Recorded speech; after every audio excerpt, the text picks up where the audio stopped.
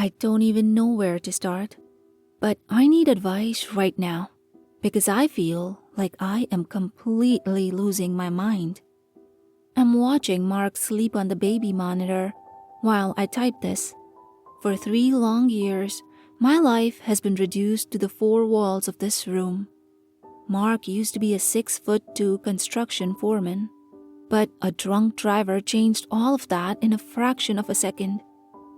Now, he's just a silent, uncooperative weight. Paralyzed from the neck down. He can't feed himself. He can't hold my hand. He can't even roll over to stop the bed sores unless I physically haul his heavy body onto his side. My wrists ache constantly. My back is completely ruined. Being a full-time caregiver is a special kind of hell, but I do it because I love him. Every single morning is identical. 6 a.m., the sharp metallic buzz of my phone alarm goes off, shocking the soles of my feet against the cold hardwood floor. I force down 4 cups of lukewarm, bitter black coffee just to function.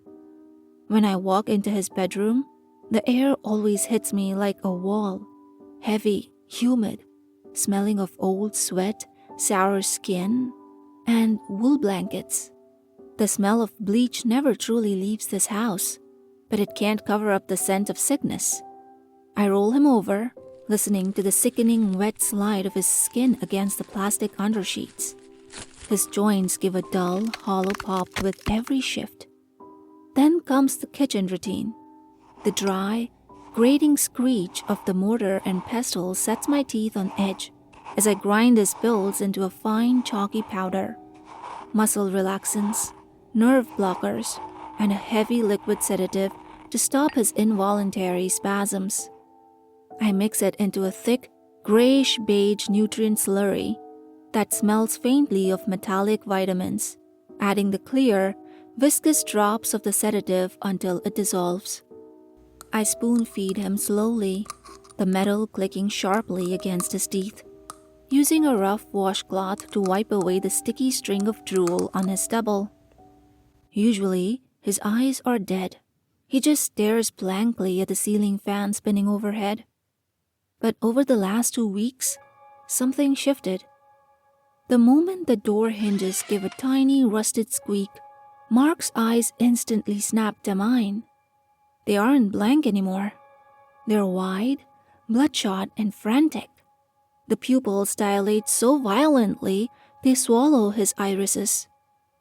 Yesterday, when I brought the spoon to his lips, a single hot tear sliced through the grease on his cheek. His jaw locked tightly shut with a sickening click of bone.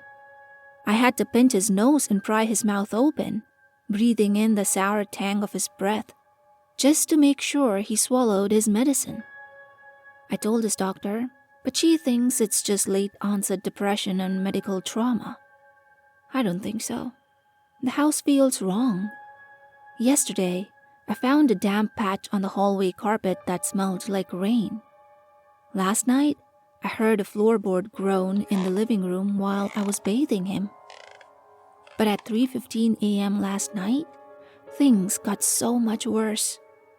A sound woke me up that scraped right along my spine.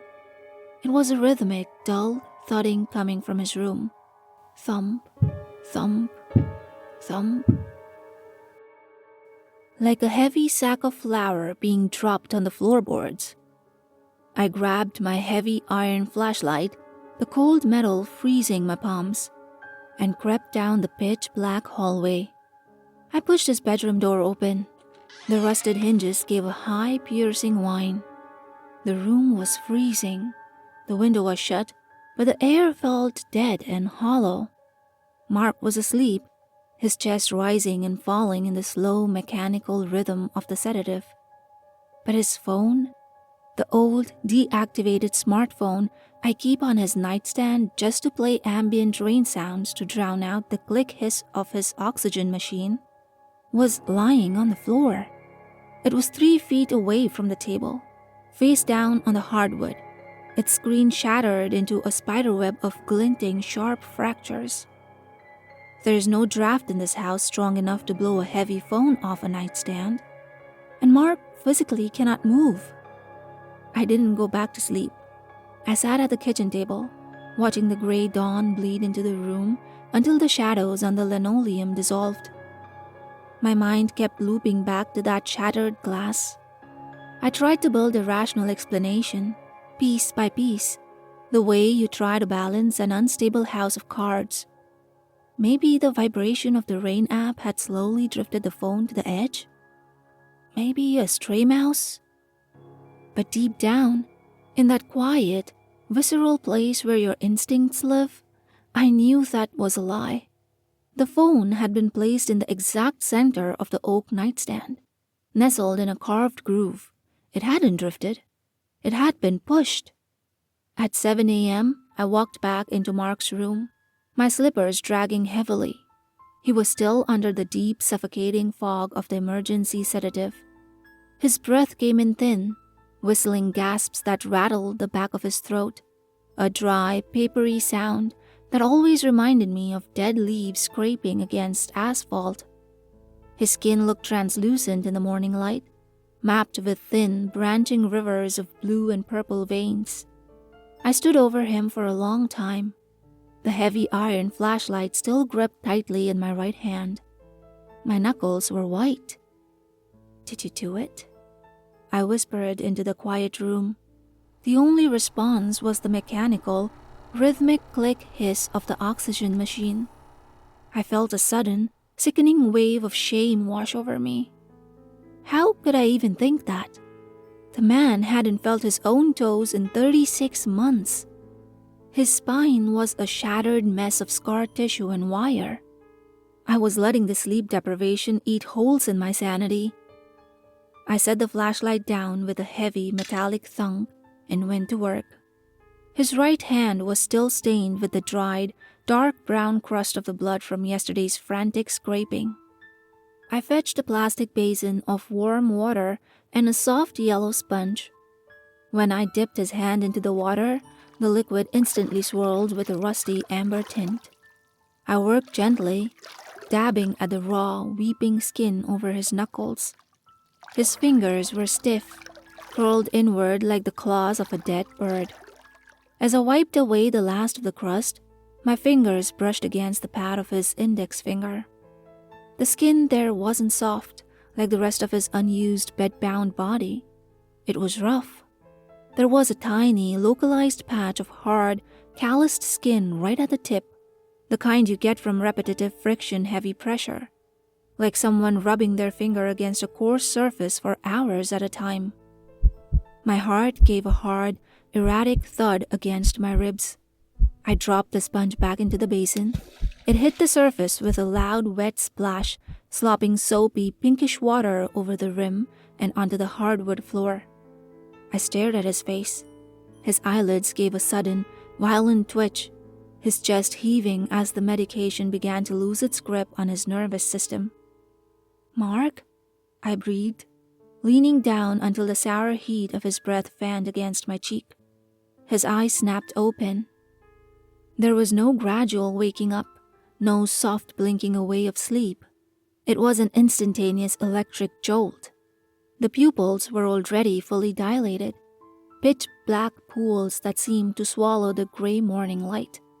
He didn't look at the ceiling fan. He didn't look at the window. He looked directly into my eyes, and the sheer, unadulterated hatred burning in his gaze froze the blood in my veins. His jaw began to work, his lips stretching back over his dry, yellowing teeth with a faint, wet, tearing sound. A thick line of white, foamy saliva bubbled at the corner of his mouth. He was trying to form a word. His throat clicked, a dry, raspy rattle vibrating deep in his neck. He wheezed, the sound MCF quiet, barely louder than the rustle of paper. I leaned closer, my ear inches from his lips, entirely forgetting my fear in a sudden, desperate surge of hope. "What is it, sweetheart? Tell me. What do you need?" "Why?" He stopped, a violent, full-body shudder ripping through his frame. His heels dug into the mattress under the heavy wool blankets. A sudden, frantic kicking motion that lasted for 2 terrible seconds before his legs went entirely limp again. His chest heaved as he fought for air, his teeth snapping shut with a sharp, sickening crack that echoed in the small room. He didn't finish the word, but he didn't need to. I backed away from the bed, my hands pressed hard against my mouth to stifle a sob. The sheer, feral panic in his eyes wasn't the look of a man suffering from depression. It was the look of a prey animal staring at the thing that was going to eat it. I needed to leave. I needed to get out of the house, just for an hour, to clear the fog out of my brain and breathe air that didn't smell like sickness and bleach. "I'm going to the store, Mark," I said, my voice sounding hollow and fake, even to my own ears. "I'm going to get some more of your liquid formula. I'll be right back." He didn't blink. He just watched me move toward the door, his eyes tracking my every step with a cold, unblinking intensity that made the hairs on my arms stand up. I grabbed my car keys from the kitchen counter, the metal jingling loudly in the quiet house. I walked out the front door, slamming it shut behind me, and locked it with a heavy, definitive click. I walked down the porch steps, my boots crunching loudly on the gravel driveway, and got into my sedan. I started the engine, letting the loud mechanical rumble fill the quiet suburban air. But I didn't put the car in drive. Instead, I sat there, watching the exhaust smoke curl up into the cold morning air in my rearview mirror. A terrible, dark thought had taken root in my mind, a poisonous little seed that I couldn't tear out. He thinks I'm gone. I turned off the ignition. The sudden silence wrapped around the car like a heavy blanket. I got out quietly, closing the car door using only the tip of my finger until the latch clicked shut without a sound. I crept back up the wooden porch steps, avoiding the third step because I knew it gave a loud structural groan when weight was applied. I unlocked the front door with agonizing slowness, turning the key millimeter by millimeter until the bolt slid back without a whisper. I stepped inside the hallway. The house felt entirely different now, heavy, expectant, and freezing cold. I took off my boots, standing in my wool socks, and began to creep down the dark hallway toward Mark's room, my heart hammering so violently against my ribs I was certain he would hear it. I reached the edge of his doorframe. The door was cracked open just an inch, a sliver of gray light cutting across the dark hardwood of the hall. I leaned forward, pressing my eye to the gap. Through that narrow, 1-inch gap in the doorway, the world seemed to shrink down to the sharp, mechanical click hiss of the oxygen concentrator. I held my breath, the back of my throat burning with the taste of copper, and swallowed panic. At first, nothing happened. Mark lay perfectly still under the heavy, dark wool blanket. The room was a tableau of static gray misery. Then, the blanket shifted. It wasn't a sudden jerk or a violent spasm. It was a slow, agonizingly deliberate swell, like something buried alive trying to reshape its shroud. From beneath the edge of the fabric, his right arm began to emerge. My breath caught in my teeth. The movement was horrific because of how much effort it took. The muscles in his forearm were completely wasted away, the skin hanging loose and gray against the bone, but it was lifting. It rose millimeter by millimeter, trembling so violently that I could hear the dry friction of his skin dragging against the plastic undersheet. It sounded like paper tearing in slow motion. His hand rose into the cold air of the bedroom. His fingers, those stiff, yellowed claws with the raw, calloused index pad, were flexing. They opened and closed, tasting the air, before reaching out toward the side of the mattress. He wasn't reaching for the shattered phone on the floor. He was reaching down, forcing his arm over the sharp edge of the wooden bed frame, his knuckles scraping against the grain until the fresh bead of dark blood welled up on his skin. He didn't even flinch. His face, visible in the sliver of gray light, was a mask of pure, agonizing concentration. His teeth were bared, stringy strings of saliva stretching between his lips as his fingers dug blindly into the narrow gap between the heavy box spring and the mattress. He was searching for something. I couldn't look anymore. The reality of what I was seeing smashed through my brain like a physical blow. He wasn't paralyzed, not completely. He had been gaining movement back, practicing in the dark hours while I slept, hiding it from the doctors, hiding it from me. I pushed the door open. The rusted hinges didn't just squeak, they let out a sharp metallic scream that pierced the quiet of the house. Mark's reaction was instantaneous. The sheer, electric terror that flooded his face matched my own. His arm dropped like a stone, slamming against the wooden frame before disappearing beneath the blanket. He closed his eyes tightly, forcing his breathing to go shallow and ragged, trying to mimic the heavy, dead weight of the sedative. But it was too late. The illusion was shattered. I didn't say a word. I didn't cry. A strange, freezing calm washed over me. The kind of numbness that comes when you're in a car crash and everything slows down to a crawl. I walked into the room, my wool socks making no sound on the floorboards. Mark lay there, his eyes closed, his chest rising and falling in a fake, rhythmic pattern. But he was trembling. The wool blanket was vibrating with the frantic beat of his heart. I stopped at the edge of the bed. I leaned down, my face inches from his, and whispered, "I saw you, Mark." His eyes snapped open. The pretense was gone. The raw, feral hatred was back, but beneath it was a desperate, whimpering panic. I reached down to the exact spot where his fingers had been clawing. I shoved my hand into the dark, tight space between the mattress and the box spring. My knuckles brushed against something cold and smooth. Plastic. I pulled it out. It was a cheap, black burner smartphone, the kind you buy at the gas station for $20. The screen was smudged with oily fingerprints and the faint, red smear of his own blood from his raw knuckles. My hands shook so violently I almost dropped it. I pressed the power button. The screen illuminated the dim room with a harsh blue glare. There were no apps installed, no games, no social media. There was only the messaging interface. I opened the drafts folder, my thumb hovering over the glass. There were dozens of them, dozens of messages, all addressed to emergency services, written over the span of months. They were typed in frantic, messy blocks of text, full of typos and missing spaces where his calloused, uncooperative finger had missed the keys. I started reading them, the words blurring before my eyes as the cold truth finally settled into my chest.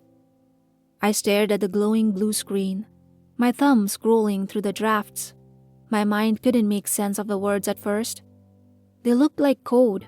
They looked like a language I didn't speak. The oldest draft was from 6 months ago. "Help me. I'm not sick anymore. My legs work. She won't let me out of the room." I blinked. The text blurred. I scrolled to the next one, dated 3 months later. "Tried to walk to the kitchen last night to get water. She woke up. She screamed at me like I was a ghost. She hit me with the flashlight and forced the syringe into my mouth. Please, someone check the house on Elm Street. I am a prisoner." My breath hitched. The words felt heavy, like lead pressing down on my chest. Elm Street? We didn't live on Elm Street. We lived in our beautiful, quiet suburban home. I looked up at Mark. He was staring at me, his eyes wide and leaking silent tears into his stubble. His jaw wasn't locked in a medical spasm. It was trembling with sheer, unadulterated terror. I looked back down at the phone.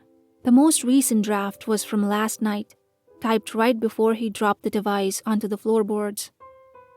She thinks it's 3 years ago. She thinks the accident just happened. The doctor told her last year that my spine healed, but her brain snapped from the stress. Every time I try to stand up, she thinks an intruder is breaking in. She drugs me back into the paralysis. If I don't get out today, the sedatives are going to stop my heart. Please. The phone slipped from my hand.